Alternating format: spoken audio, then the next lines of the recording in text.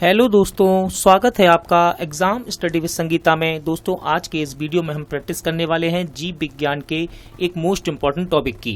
दोस्तों, आज हम बात करेंगे जीव विज्ञान में पादप कार्की की। देखिए, ये जीव विज्ञान का पार्ट 9 है और पादप कार्की का प्रैक्टिस सेट का ये पहला पार्ट है। इससे पहले हमने जीव विज्ञान के 8 पार्ट अपलोड किए हैं। आप यदि चाहें तो उन्हें प्ले लिस्ट में जाकर पढ़ सकते हैं। वे सभी पार्ट आपकी प्रतियोगिता परीक्षाओं के लिए इंपॉर्टेंट रहेंगे। दोस्तों, आप किसी भी एग्जाम की तैयारी कर रहे हो, चाहे वो रेलवे का एग्जाम हो, एसएससी का या फिर किसी स्टेट लेवल का एग्जाम, जहां पर साइंस पूछा जाता है, वहां जीव विज्ञान से पादप कार्की एक मोस्ट इम्पॉर्टेंट टॉपिक बनता है। इसके अंदर आपको प्रकाश संश्लेषण के अधिक से अधिक क्वेश्चन दोस्तों देखने को मिलेंगे, जो कि एग्जाम में बार बार रिपीट होते हैं। ठीक है, यदि आपको ये वीडियो अच्छा लगे, हेल्पफुल लगे, तो प्लीज वीडियो को लाइक और शेयर जरूर कीजिएगा। और यदि अब तक आपने हमारे चैनल को सब्सक्राइब नहीं किया है तो प्लीज चैनल को सब्सक्राइब जरूर कीजिएगा, जिससे कि आपको मेरे आने वाले नए वीडियो का नोटिफिकेशन टाइम पर मिलता रहे। तो चलिए हम अपनी क्लास शुरू करते हैं। चलिए देखते हैं पादप कार्की से पहला क्वेश्चन। परासरण की परिभाषा है। क्वेश्चन है परासरण की परिभाषा है। तो देखिए, सही आंसर इसका ऑप्शन सी, अर्धपारगमय कला में होकर कम से अधिक सांद्रता की ओर विलायक का प्रभाव। ठीक है, ये होता है परासरण की परिभाषा। ठीक है, चलिए अगला क्वेश्चन है, अधिक लवण वाले विलयन में एक कोशिका को रखने पर वह सिकुड़ जाती है क्योंकि। क्वेश्चन है, अधिक लवण वाले विलयन में एक कोशिका को रखने पर वह सिकुड़ जाती है क्योंकि। तो सही आंसर है ऑप्शन बी, जल बाह्य परासरण द्वारा बाहर निकलता है। जल बाह्य परासरण द्वारा बाहर निकलता है। यदि एक कोशिका आकार में न्यूनीकृत होती है जब यह एक विलयन में सब रख दी जाती हैं, ऐसा विलयन होता है। क्वेश्चन है, यदि एक कोशिका आकार में न्यूनीकृत होती है जब यह एक विलयन में सब रख दी जाती हैं, ऐसा विलयन होता है। तो इसको बोलते हैं हाइपरटोनिक। क्या कहते हैं? हाइपरटोनिक। अगला क्वेश्चन है, एक कोशिका आयतन में बढ़ती है जब यह रखी जाती है। क्वेश्चन है, एक कोशिका आयतन में बढ़ती है जब ये रखी जाती है। सही आंसर है ऑप्शन सी। देखिए, इसका राइट आंसर है ऑप्शन सी। एक अल्प परासरी विलयन में, एक अल्प परासरी विलयन में। अगला क्वेश्चन है, बीज फूलते हैं जब जल में रखे जाते हैं। क्वेश्चन है, बीज फूलते हैं जब जल में रखे जाते हैं। तो ऑप्शन है आपका सही इसमें ऑप्शन बी। ठीक है, अंतः शोषण के कारण बीज फूलते हैं जब जल में रखे जाते हैं। कब? अंतः शोषण के कारण। लकड़ी के बने दरवाजों का वर्षा ऋतु में फूलना होता है। क्वेश्चन है आपके सामने, लकड़ी के बने दरवाजों का वर्षा ऋतु में फूलना होता है। तो राइट आंसर है ऑप्शन बी, अंतः शोषण के कारण। ठीक है, बीज फूलते हैं जब जल में रखे जाते हैं, क्यों? अंतः शोषण के कारण। और लकड़ी के बने दरवाजों का वर्षा ऋतु में फूलना होता है, क्यों? अंतः शोषण के कारण। उर्वरकों का अतिरिक्त मात्रा में प्रयोग पौधों की मृत्यु का कारण बनता है। क्वेश्चन है, उर्वरकों का अतिरिक्त मात्रा में प्रयोग पौधों की मृत्यु का कारण बनता है। सही आंसर है बाह्य परासरण के कारण। किसके कारण? बाह्य परासरण के कारण।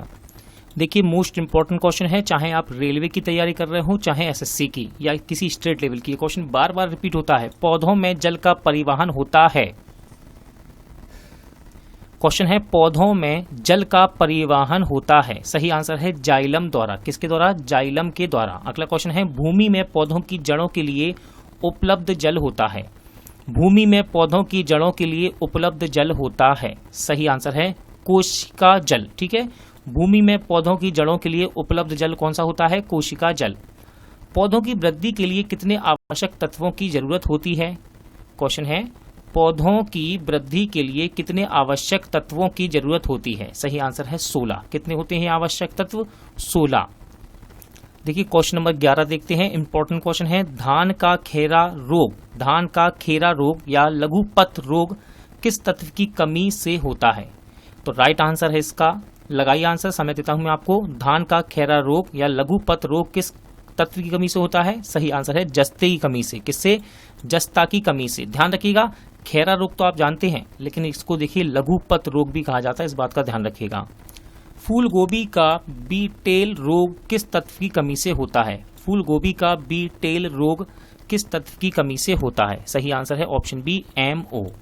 पत्तियों की हरिमहीनता किसकी कमी से होती है? पत्तियों की हरिमहीनता किसकी कमी से होती है? राइट आंसर है Mg यानी कि मैग्नीशियम की कमी से। अगला क्वेश्चन है, पौधों में बाष्पोत्सर्जन किसकी प्रक्रिया है? पौधों में बाष्पोत्सर्जन किसकी प्रक्रिया है?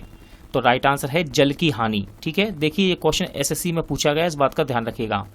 जल बिंदुओं के रूप में जल की हानि क्या कहलाती है? जल बिंदुओं के रूप में जल की हानि क्या कहलाती है? तो उसको बोलते हैं बिंदु स्त्राव। बिंदु स्त्राव बाष्पो उत्सर्जन में होता है। देखिए क्वेश्चन इंपॉर्टेंट है, बाष्पो उत्सर्जन में होता है। सही आंसर है ऑप्शन बी, पत्तियों से पानी बाष्प के रूप में निकलता है। पत्तियों से पानी बाष्प के रूप में निकलता है। बाष्पो उत्सर्जन मापी यंत्र है। देखिए इंपॉर्टेंट क्वेश्चन है, बाष्पो उत्सर्जन मापी यंत्र है तो इसको कहते हैं दोस्तों पोटोमीटर। क्या बोलते हैं? पोटोमीटर। पौधे में बाष्पोत्सर्जन की क्रिया किस में होती है? क्वेश्चन है, पौधे में बाष्प उत्सर्जन की क्रिया किस में होती है? तो ये होती है पूरे पौधे में। ठीक है, रेलवे के एग्जाम में क्वेश्चन पूछा गया है, ध्यान रखिएगा इस बात का। वह दशा जिसमें बाष्प उत्सर्जन अधिक तेजी से होगा होती है। वह दशा जिसमें बाष्प उत्सर्जन अधिक तेजी से होगा वह दशा होती है। तो यह है आपकी निम्न नमी और उच्च तापमान। निम्न नमी और उच्च तापमान।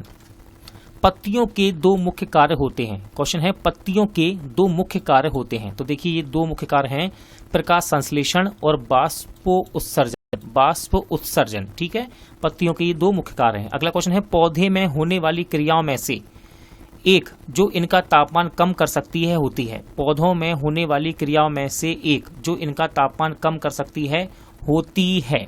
सही आंसर है ऑप्शन बी, बाष्प उत्सर्जन। किस क्रिया के फलस्वरूप पौधों में ऑक्सीजन का निकास एक कार्बन डाइऑक्साइड का अवशोषण होता है? क्वेश्चन है आपके सामने, किस क्रिया के फलस्वरूप पौधों में ऑक्सीजन का निकास एक कार्बन डाइऑक्साइड का अवशोषण होता है? राइट आंसर है प्रकाश संश्लेषण। देखिए क्वेश्चन नंबर 20 के बाद यहाँ पर प्रकाश संश्लेषण के क्वेश्चन सबसे ज्यादा बन रहे हैं और बहुत ही ज्यादा इंपॉर्टेंट होते हैं एग्जाम के पर्पज से। ध्यान रखिएगा, सारे ही क्वेश्चन इंपॉर्टेंट हैं। प्रकाश संश्लेषण के लिए इसकी जरूरत होती है। देखिए एसएससी में क्वेश्चन पूछा गया है, ये क्वेश्चन है आपके पास, प्रकाश संश्लेषण के लिए इसकी जरूरत होती है। तो सही आंसर है ऑप्शन डी, जल, पर्णहरित और धूप। ठीक है, चलिए अगला क्वेश्चन है, प्रकाश संश्लेषण की क्रिया में क्या बाहर निकलता है? प्रकाश संश्लेषण की क्रिया में क्या बाहर निकलता है? तो देखिए इसमें बाहर निकलता है ऑक्सीजन। इस बात का ध्यान रखिएगा, प्रकाश संश्लेषण की क्रिया में क्या बाहर निकलता है? ऑक्सीजन। निम्नलिखित में से कौन सा कथन असत्य है? निम्नलिखित में से कौन सा कथन असत्य है? आप चारों ऑप्शन पढ़ सकते हैं, वीडियो को रोककर उसका आंसर लगा सकते हैं। फिलहाल मैं आपको इसका आंसर बताता हूं। सही आंसर है ऑप्शन सी, प्रकाश संश्लेषण में ऑक्सीजन का उपयोग होता है। कौन सा सत्य है? प्रकाश संश्लेषण में ऑक्सीजन का उपयोग होता है। अब देखिए थोड़ा दिमाग लगाइए, ऊपर वाले क्वेश्चन में था प्रकाश संश्लेषण में क्रिया में क्या बाहर निकलता है, तो ऑक्सीजन तो बाहर निकल ही रहा है। और यहाँ क्या है? असत्य कथन क्या है? प्रकाश संश्लेषण में ऑक्सीजन का उपयोग होता है। प्रकाश संश्लेषण की प्रक्रिया का प्रथम चरण होता है। क्वेश्चन नंबर 26 पढ़ रहे हैं हम। प्रकाश संश्लेषण की प्रक्रिया का प्रथम चरण होता है, तो ये होता है ऑप्शन बी आपका राइट आंसर, सूर्य के प्रकाश द्वारा क्लोरोफिल का उत्तेजन। ठीक है, प्रकाश संश्लेषण की प्रक्रिया का प्रथम चरण क्या है? सूर्य के प्रकाश द्वारा क्लोरोफिल का उत्तेजन। प्रकाश संश्लेषण की दर सबसे अधिक होती है। मोस्ट इंपॉर्टेंट क्वेश्चन है, ध्यान रखिएगा इस बात का। प्रकाश संश्लेषण की दर सबसे अधिक होती है, तो ये होती है लाल रंग के प्रकाश में। अगला क्वेश्चन है, प्रकाश संश्लेषण की दर सबसे कम होती है। सबसे अधिक तो आपने पढ़ ली, अब ध्यान रखिएगा सबसे अधिक कहाँ होती है, तो ये होती है सबसे कम कहाँ होती है? बैंगनी रंग के प्रकाश में। ठीक है, प्रकाश संश्लेषण की दर सबसे अधिक होती है लाल रंग के प्रकाश में और सबसे कम कहाँ होती है? बैंगनी रंग के प्रकाश में। अगला क्वेश्चन है, प्रकाश संश्लेषी अंगक है। प्रकाश संश्लेषी अंगक है, तो ये है हरित लवक। क्या है इसका आंसर? हरित लवक। अगला क्वेश्चन है, प्रकाश संश्लेषण होता है। मोस्ट इंपॉर्टेंट क्वेश्चन है, एग्जाम में पूछा गया है, प्रकाश संश्लेषण होता है। राइट आंसर है केवल दिन में। केवल दिन में। प्रकाश संश्लेषण के लिए कौन सी गैस आवश्यक है? प्रकाश संश्लेषण के लिए कौन सी गैस आवश्यक है? सही आंसर है CO2। CO2। अगला क्वेश्चन है, पौधे व पेड़ का खाना तैयार करने की प्रक्रिया कहलाती है। पौधे व पेड़ का खाना तैयार करने की प्रक्रिया कहलाती है? तो उसको बोलते हैं फोटोसिंथेसिस। देखिए यही है, इंग्लिश में बोलते हैं फोटोसिंथेसिस और हिंदी में बोलते हैं प्रकाश संश्लेषण। ठीक है, तो इसमें पेड़ व पौधे अपना खाना तैयार करते हैं इस प्रक्रिया के दौरान। क्लोरोफिल में कौन सा पोरफिरिन होता है? पोरफिरिन होता है। सही आंसर है ऑप्शन ए मैग्नीशियम। अगला क्वेश्चन है, सर्वाधिक प्रकाश संश्लेषी क्रियाकलाप कहाँ चलता है? सर्वाधिक प्रकाश संश्लेषी क्रियाकलाप कहाँ चलता है? राइट आंसर है इसका प्रकाश के नीले व लाल क्षेत्र में। प्रकाश के नीले व लाल क्षेत्र में। नेक्स्ट है, प्रकाश संश्लेषण का अंतिम उत्पाद है। इंपॉर्टेंट क्वेश्चन है, प्रकाश संश्लेषण का अंतिम उत्पाद है। सही आंसर है ऑप्शन ए कार्बोहाइड्रेट। देखिए तीनों ही क्वेश्चन एग्जाम में पूछे गए हैं। 2 क्वेश्चन एसएससी में पूछे गए 33, 34 और बिहार एसएससी में पूछा गया है प्रकाश संश्लेषण का अंतिम उत्पाद होता है कार्बोहाइड्रेट। निम्नलिखित ऊर्जा रूपांतरणों में से किसके द्वारा प्रकाश संश्लेषण की क्रिया संपादित होती है? निम्नांकित ऊर्जा रूपांतरणों में से किसके द्वारा प्रकाश संश्लेषण की क्रिया संपादित होती है? तो राइट आंसर इसका ऑप्शन ए प्रकाश से रासायनिक ऊर्जा के क्रिया के दौरान। प्रकाश से रासायनिक ऊर्जा की क्रिया के दौरान। प्रकाश संश्लेषण में पर्णहरित की भूमिका है। देखिए पर्णहरित का मतलब होता है हीमोग्लोबिन कहते हैं जिसको आप। प्रकाश संश्लेषण में पर्णहरित की भूमिका है। तो सही आंसर है इसका प्रकाश का अवशोषण करना।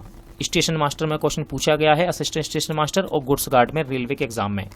देखिए अगला क्वेश्चन भी टीसी और सीसी में पूछा गया है। प्रकाश संश्लेषण में पौधे कौन सी गैस का अवचूषण करते हैं?